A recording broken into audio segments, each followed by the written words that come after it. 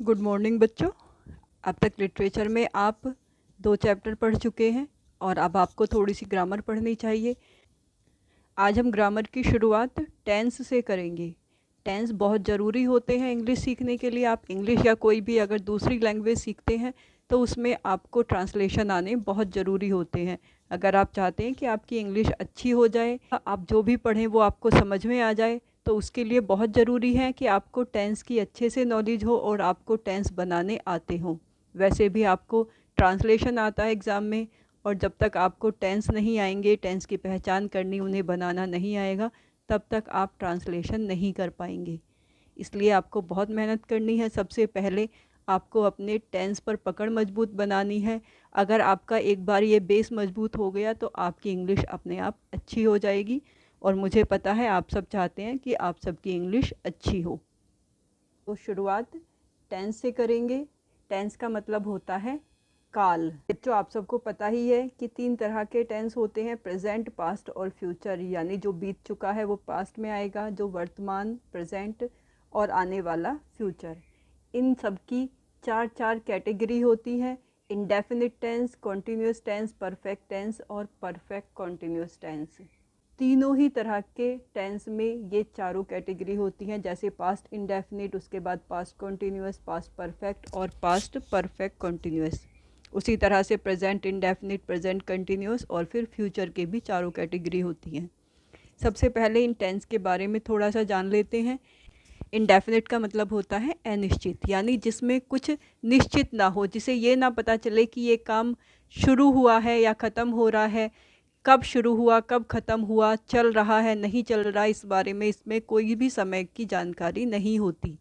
Continuous, continue का मतलब लगातार चलना होता है। तो कंटिन्यूस टेंस के अंदर जो भी सेंटेंस आते हैं वो उस समय कंटिन्यू रहते हैं। यानी जैसे मैं पत्र लिख रहा हूँ, यानी जब ये सेंटेंस बोला जा रहा है उस समय लिखने का कार्य हो रहा है।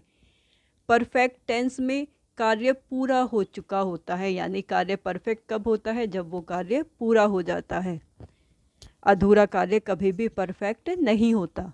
और परफेक्ट कॉन्टीन्यूस में परफेक्ट भी है और कंटिन्यू भी है, यानी कि कार्य पहले से शुरू हो गया है और लगातार अभी तक चल रहा है, इसीलिए इसे परफेक्ट कॉन्टीन्यूस कहते हैं। बच्चों, आज हम प्रेजेंट इंडेफिनिट टेंस बनाना सीखेंगे।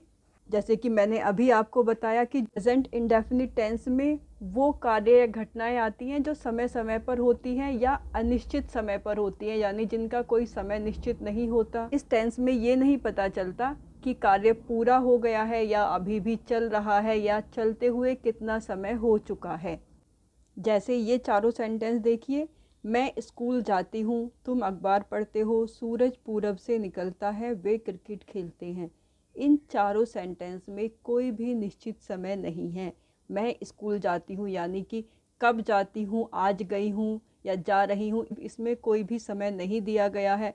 उसी तरह से तुम अखबार पढ़ते हो तो ये आदत की तरह से लिया गया है, लेकिन अब पढ़ रहे हो या पढ़ चुके हो ये इसमें मेंशन नहीं होता। तो प्रेजेंट इंडेफिनिट टेंस यानी कि वर्तमान अनिश्चित काल, जिसमें काल अनिश्चित होता है। बच्चों, इन सेंटेंस की पहचान होती है ते हूँ ती है जैसे वर्ड से, जैसे कि यहाँ पर लास्ट में ती हूँ, ते हो, ता है, ते हैं। तो अगर लास्ट में ताती ते जैसे वर्ड आ रहे हैं, इसका मतलब वो प्रेजेंट इंडेफिनिट टेंस का सेंटेंस है। अब रूल्स देखते हैं कि ये सेंटेंस बनाए कैसे जाते हैं। बच्चों, सब्जेक्ट 2 तरह के होते हैं, प्लूरल और सिंगुलर। प्लूरल यानी एक से ज़्यादा और सिंगुलर एक। प्लूरल सब्जेक्ट में दे या कोई 2 नाम एक साथ आते हैं। इसके अलावा प्रोनाउन में जो फर्स्ट पर्सन और सेकंड पर्सन होते हैं वो भी प्लूरल कैटेगरी के अंदर ही रखे जाते हैं, यानी कि उन पर भी प्लूरल वाले रूल्स लागू होते हैं। जैसे फर्स्ट पर्सन में आई और वी, सेकंड पर्सन में यू। इस तरह अगर हमारे सब्जेक्ट में दे है, आई, वी या यू से शुरू हो रहा है या 2 नाम एक साथ आए, अब हम प्लूरल वाला रूल यूज़ करेंगे। और अगर सिंगुलर है जैसे ही, शी, इट या कोई सिंगुलर नाम, तब हम सिंगुलर वाला रूल यूज़ करेंगे। प्लूरल का रूल होता है सब्जेक्ट प्लस V1 का मतलब है वर्ब की first form plus object plus other words, यानी अगर ऑब्जेक्ट के अलावा कोई अदर वर्ड्स हैं वहाँ पर वो हमारे बाद में आएंगे और लास्ट में फुल स्टॉप आता है। सिंगुलर में subject plus V1 plus S या ES, यानी कि यहाँ पर वर्ब की फर्स्ट फॉर्म में एस या ES लगता है अगर सब्जेक्ट सिंगुलर है तो। उसके बाद same object plus other words. Sentence बनाकर देखते हैं। ऊपर एग्जाम्पल में था मैं स्कूल जाती हूँ, मैं आई हो गया, जाने के लिए गो V1 आएगी तो यहाँ पर गो ही रहेगा, आई गो टू स्कूल। ठीक है बच्चों, यहाँ पर गोज नहीं है, यहाँ पर गो है। अगर इसकी जगह ये होता कि वह स्कूल जाती है तो फिर हम गो में एस या ES और गो में हम ES लगाएंगे, शी गोज टू स्कूल। दोनों रूल क्लियर हुए बच्चों। प्लूरल में सब्जेक्ट प्लस V1 और उसके बाद ऑब्जेक्ट या जो दूसरे वर्ड्स हैं वो आएंगे। सिंगुलर में सब्जेक्ट के साथ V1 प्लस ES या S।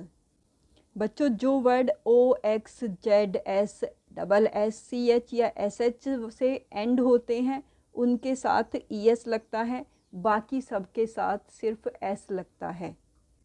जैसे माई मदर कुक्स फूड, कुक के लास्ट में के है इसलिए ES नहीं लगेगा, यहाँ पर सिर्फ S लगा हुआ है। बच्चों आप सबको ये सेंटेंस समझ में आ रहे होंगे। अब इनके नेगेटिव बनाते हैं। नेगेटिव सेंटेंस में वर्ब से पहले डू या डज लगता है और उसके साथ नोट, यानी डू नोट या डज नोट का यूज़ होता है। सिंगुलर के साथ डज नोट, यानी जो सिंगुलर वाली लाइन थी ही, शी, इट या कोई सिंगुलर सब्जेक्ट, सिंगुलर नेम, उनके साथ डज नोट लगता है। और प्लूरल के साथ यानी आई, वी, यू, दे या कोई दो नाम अगर एक साथ आ जाएं उनके साथ नेगेटिव में डू नोट लगता है। जैसे I do not go to school.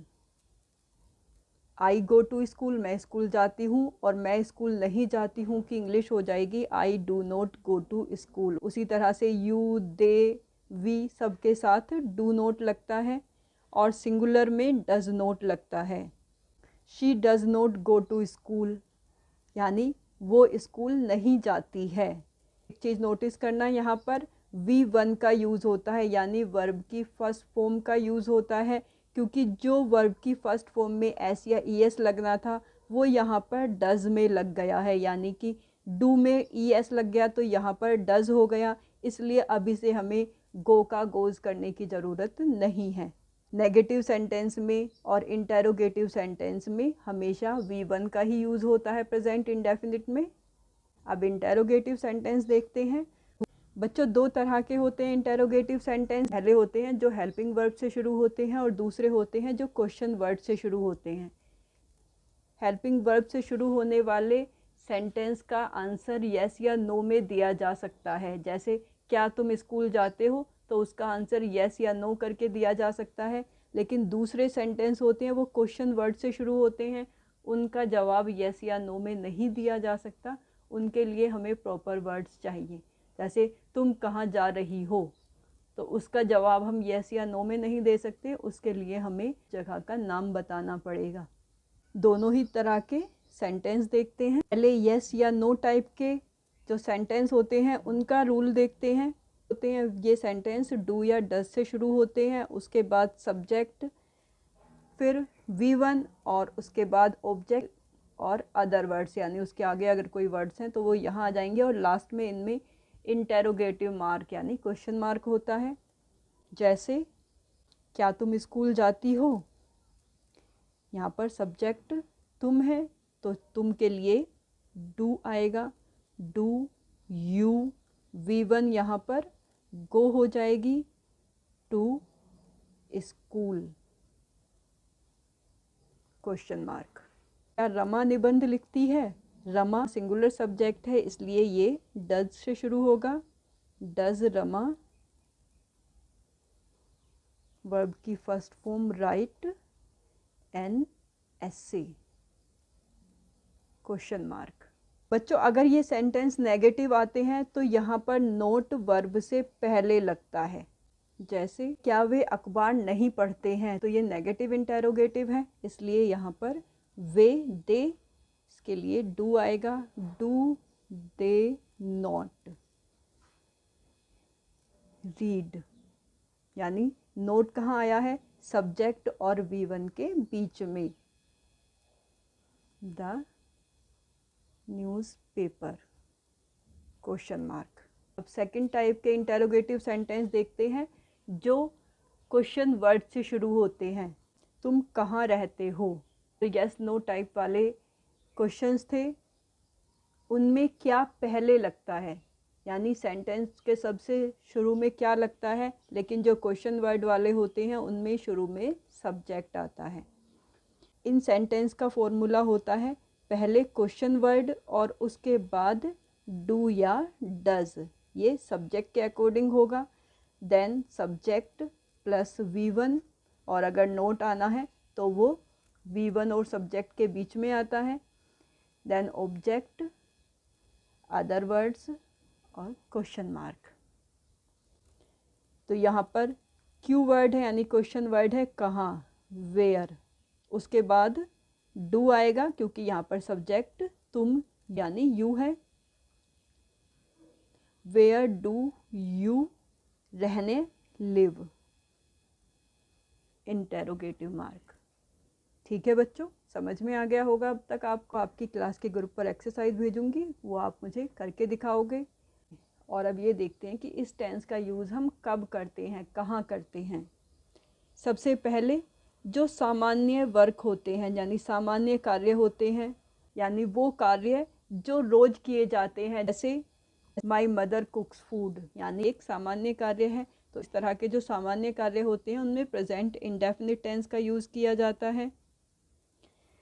उसके बाद आदत या फिर जो हमारा डेली रूटीन होता है, यानी जो कार्य हम रोज करते हैं, उसमें भी प्रेजेंट इंडेफिनिट टेंस का यूज़ होता है। अगर कोई हमसे ये कहे कि अपनी डेली रूटीन इंग्लिश में लिख कर दो, तो हम प्रेजेंट इंडेफिनिट टेंस का ही यूज़ करेंगे। I get up at 5 AM, तो ये मेरे डेली रूटीन का हिस्सा है कि मैं 5 बजे उठती हूँ।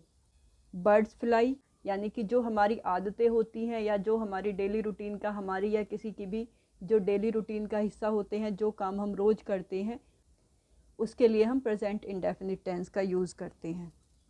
इसके अलावा यूनिवर्सल ट्रूथ में, यानी कि जो सार्वभौमिक सत्य होते हैं जिन पर समय का कोई प्रभाव नहीं पड़ता, वो पहले भी सच थे, अब भी सच हैं और आगे भी सच ही रहेंगे, उनके लिए भी हम प्रेजेंट इंडेफिनिट टेंस का यूज़ करते हैं। जैसे the earth moves round the sun, धरती सूरज के चारों तरफ घूमती है, तो ये एक यूनिवर्सल ट्रूथ है। The sun rises in the east, ये भी एक यूनिवर्सल ट्रूथ है।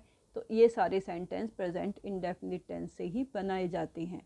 इसके अलावा फैक्ट के लिए, यानी अगर हमें कोई तथ्य बताना हो, अगर हमें कोई जानकारी देनी हो, तो वो भी हम प्रेजेंट इंडेफिनिट टेंस से ही देते हैं।